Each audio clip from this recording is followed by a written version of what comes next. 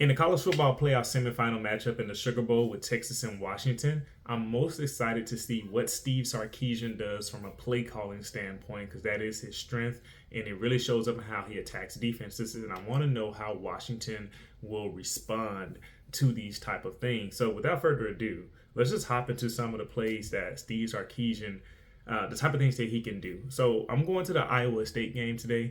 And I really want to highlight this first quarter play, 13 minutes, 23 seconds, so really early in the game. First and 10 here. Texas is in 12 personnel, which is one running back and two tight ends. The way that they set this play up is that it's going to focus on the right side of the field.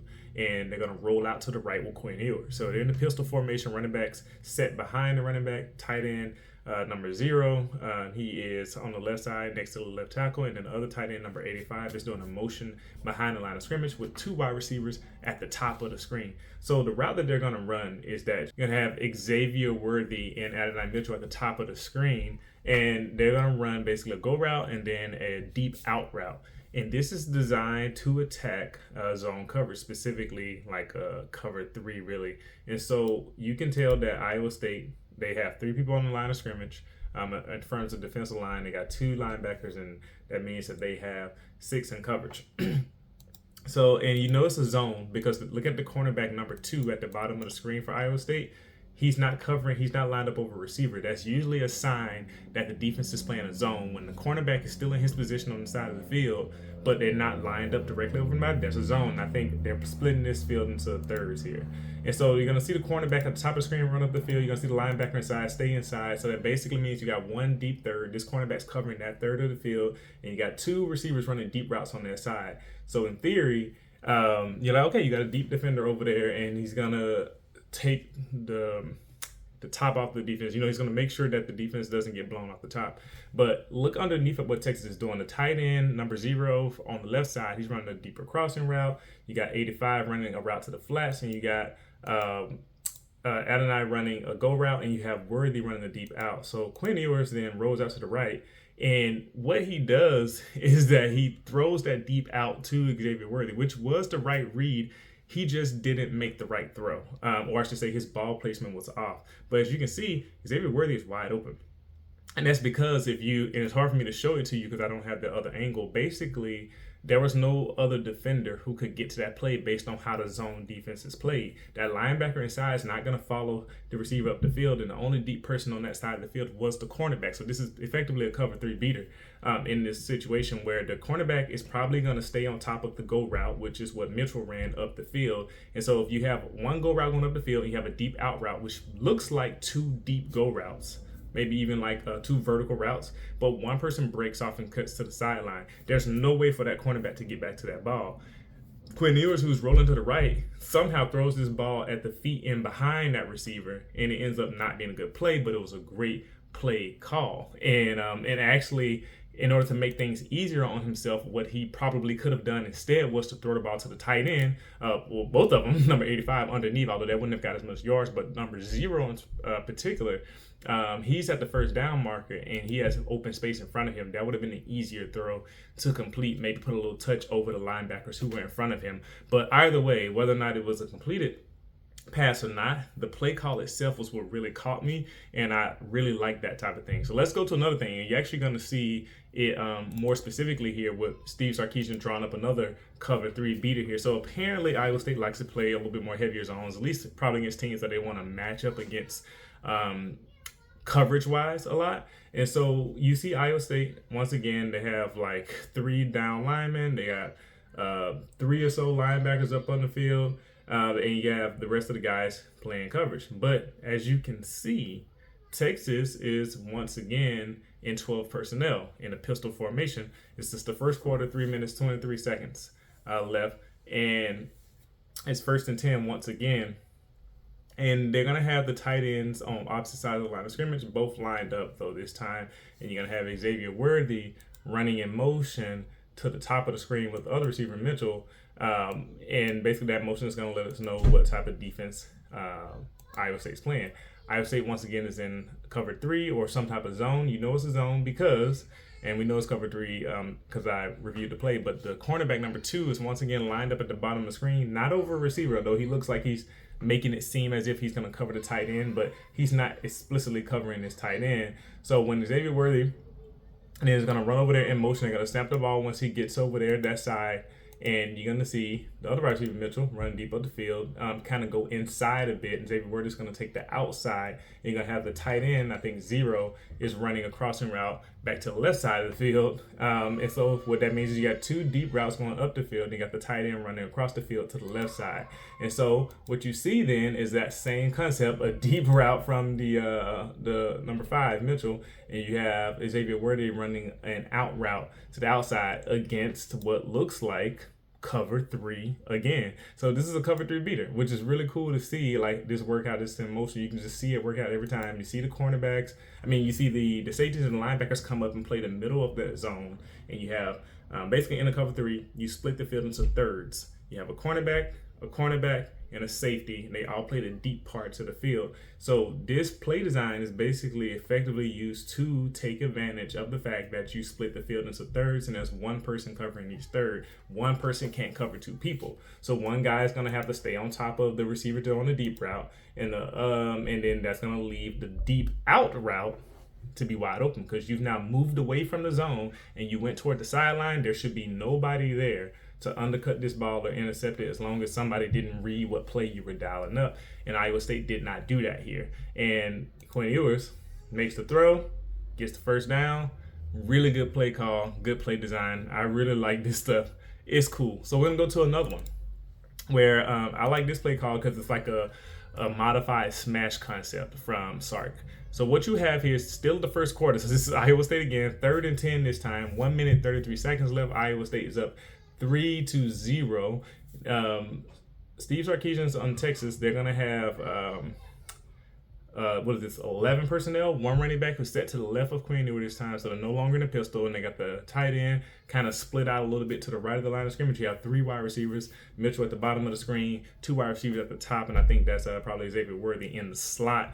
And this time, Iowa State is playing man coverage here, which is why I think the play design this time against this man concept is called, like I said, a modified smash concept. And a smash is when you run one short route on the far outside and then you run like a corner route from the slot position or position inside. So basically it pulls the cornerback who's on the outside down, and then your other guy who's running that corner route is beating the defender with the safety or the cornerback who's on him in man-to-man coverage. That's the idea. You're like, my guy needs to beat your guy in man-to-man coverage toward the sideline, and that kind of route where you run up the field and sharply cut toward the sideline at an angle, it should create some type of separation, unless the cornerback is amazing and they're doing a great job of covering it up, and the quarterback just has to put it in a spot preferably high into the outside so that his guy is the only one who can get it.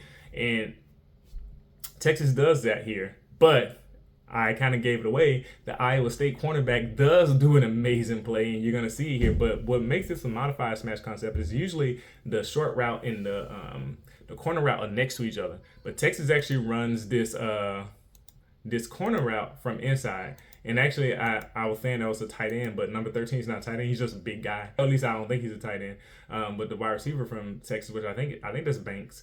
But what Texas does is that they have the guy on the outside, look at him. He runs up, runs a short route underneath, and he kind of cuts in. And like I said, it's kind of modified because usually it's like a short hitch route. But the receiver underneath basically runs like a pivot route. He runs up, cuts inside, and then cuts back outside. I know some people call it zig, whatever you want to call it. Basically, he goes up, pivots inside, goes back toward the sideline. Either way, it's a short route within 5 yards of the line of scrimmage.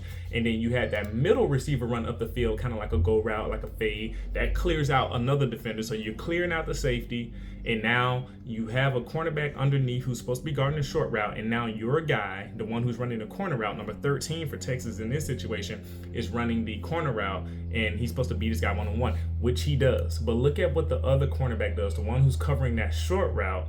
That Iowa State cornerback is really good. He is really disciplined. He knows what he's doing in this play. Look how he's looking at the quarterback here, and bam, he just catches that. I would say he tries to catch that ball. He attacks it pretty well, and that's what makes this really cool, because I think in this play, he was supposed to just be on his guy, but he sees Quinn Ewers looking behind him as he's trying to cover the receiver because he was gonna get beat on that zig route, which would have gotten like 5 yards. So like I think he knew I can watch the quarterback, see what he wants to do, but he sees what's happening. He drops back and tracks the ball. That's really good ball skills, by the way.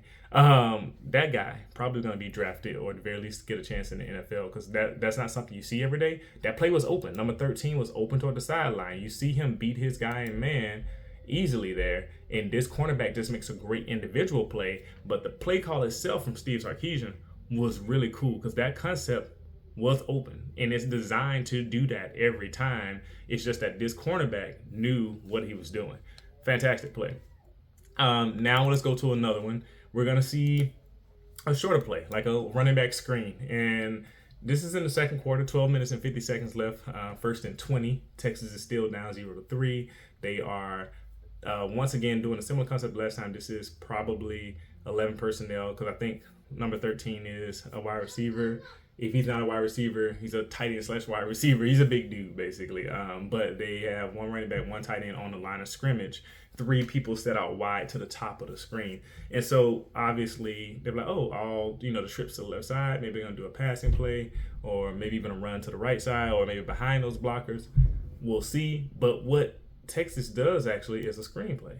And so they fake it. They make it look like it's going to be a pass. They do like a play action to the running back. And they kind of pull some linemen to make it seem like, that was going to be a run to the left side. And now Quinn Ewers is going to throw the ball down the field to his wide receivers who are running these deeper routes up the field. But actually, that was all window dressing. That was all just a fake out. Because what Steve was trying to do was get those blockers out, the linemen out in front to that left side, the running back who's now making it seem like he's not doing anything by kind of running a little bit slower and looking like he's taking a fake. And all the receivers ran the DBs up the field. Now you have a running back with 2 or 3 offensive linemen out in front of him ready to block on that left side with only like a cornerback maybe and a deep safety trying to come up and trying to stop this play. And the quarterback turns around, hits him, and that gets like an easy 12 yards to a first down. Or, as in not a first down, probably getting back to the original line of scrimmage. They're past the original line of scrimmage. But in a normal situation, that would have been like a first down. That's a really good play call. So I just want to highlight that because that's just like a very creative thing. I don't know what it is about those former USC head coaches, but Lane Kiffin and Steve Sarkisian calling these type of plays, that stuff is really cool. We're going to go to another one. That was quick, but this is a little bit later in the second quarter, 6 minutes and 28 seconds left. 2nd and 9 this time. And Texas is, once again, in 12 personnel. 1 running back, 2 tight ends, both on the line of scrimmage. One's on the left side, one's on the right side. 2 receivers to the top of the screen. Number 5, Xavier Worthy. Like the same crew, they have a very talented receiver core. Iowa State is trying to affect Texas in a different way this time. They have 1, 2, 3, 4, 5, 6 people on the line of scrimmage this time. So that means they have 5 people in coverage, which makes sense. Like, no need to put 6 people on 2 receivers. But Texas pass protects pretty well here, even though Iowa State brings all 6 of those guys. But Texas picks it up. And the way that Sark designed this play is that what I find interesting that sometimes when you do some scheming, you want to scheme something open to get something a little bit underneath. Sark seems to do a lot of scheming on deeper passing concepts as well, which is what I like. So the 2 receivers at the top are really the stars of this situation. And he leaves the tight ends underneath to give an out just in case these plays doesn't work. But this is like a man coverage from Iowa State in this situation. They are going to play their guys off. So they're playing off coverage in this concept. And they're going to have Worthy and number 5 go up the field and basically do a scissors route. And what they do is that the outside receiver then comes across like this and kind of almost post route like, but it's a little bit more soft. And the other receiver does like a corner route. Corner route like it's a little soft, but they're supposed to intersect in their routes. What that causes is that the cornerbacks then have to reconfigure themselves, get in better position to stay in coverage on top of the receivers. And they can't because one guy has to kind of pull back and maybe run around, kind of like when you do a rub route on the goal line. I think Clemson did a pretty famous one against Alabama back in the 2016-17 year national championship where they won that game, I think 35-31. But this concept is similar to that, but deeper up the field. So Sark does a lot of these scheming guys open deeper up the field concepts. And that part, I like that because it really takes advantage of how the type of coverage that you're trying to do for your defense. And this scissors route gets his guy really open. All Quinn Ewers has to do is throw the ball right where it needs to be. Because like I said, that scissors route causes both cornerbacks to then figure out who's going to go underneath to stay with their receiver and who's going to go over the top and try to go around to cover their receiver. And in this case, it was the guy who was covering Xavier Worthy on the corner route. And it gave up way too much space. All Quinn Ewers has to do is throw the ball on time, hit it, and you get your plays. And so this is the type of thing that Washington will have to deal with and see how they would try to adjust to these type of plays, because Steve Sarkisian is really good at dialing up these type of concepts. And so I'm going to give you one last play from this Iowa State game that kind of shows this. It's like before the half, 48 seconds left in the second quarter, 1st and 10. And once again, this time it's a little bit different. They went back to 11 personnel. One running back set to the right of Quinn Ewers, and a tight end kind of like in an H-back position, up-back position on the left tackle side. And you got 3 wide receivers, one at the bottom of the screen. You got 2 at the top, including number 13. I think Xavier Worthy is on the field, and also number 5. And so at the top, 13 kind of comes down and makes a stack formation in motion with the receiver at the top. And this play is also a nice spacing design against man cover. So Iowa State's playing man, and you know they're playing man because when they motioned, the cornerback number 2 followed 13, the wide receiver number 13 there. And so they now have stacked, and once again they have to figure out how are we going to cover these receivers. Are we going to stay on top? Are we going to leave? But one guy's already up and pressed, so the other guy knows I just need to stay back and let my receiver come to me. But that also helps give that receiver space and not to get impeded on the line of scrimmage, because now that receiver has room to work his route. But if you notice, the way they set that up, they had that stack formation come together, and then the receivers ran in opposite directions. One went to the outside on the left side toward the sideline. Number 13 ran to the middle of the field, and the guy at the top of the screen, he's just running up the field, right? So what that leaves is now you have one-on-one opportunities. So this created spacing with a lot of space for each of these guys. But the one that is open, or the one that is more open than the others, is number 13 in the middle of the field, where he runs a route. Kind of like it looks like a crossing route at first. He's going to run across the field and get to the first down marker, but that's not what he does. He stops and pivots back to the other side. So he basically runs like a deep pivot zig route here, and bam, and Quinn Ewers hits it, got him, and he actually does a lot of yards after catch thing here to get some more yardage afterwards. But that wasn't really what I want to highlight. What I'm highlighting is that Steve Sarkisian designed his play to, one, see if it was man coverage, and since it's man coverage, now you have an opportunity to get a guy open in the middle of the field on a deep zig route. And I don't really see that type of thing happening a lot, but it works really well in the situation. And I really am interested to see what the Washington Huskies defense will do in addressing these type of concepts. And one, if they just want to throw some athletes at it, or, like switch up to more zone heavy scheme, or, maybe do some pattern match things, or just whatever concepts they want to do, maybe send more pressure. Because obviously the quarterback still has to execute the play. It's not just, you can't just call up a great play and then expect it to work. Your quarterback still has to execute it. So whether or not they affect the viewers, it's a lot of fun to see how these defenses operate and how the offenses adjust to them. So let me know what you think. Are you excited about seeing this play calling matchup from Steve Sarkisian with the Washington Huskies, as I am? And what more do you want to see from this game? What is your favorite matchups? Thank you for watching. I'll see you next time.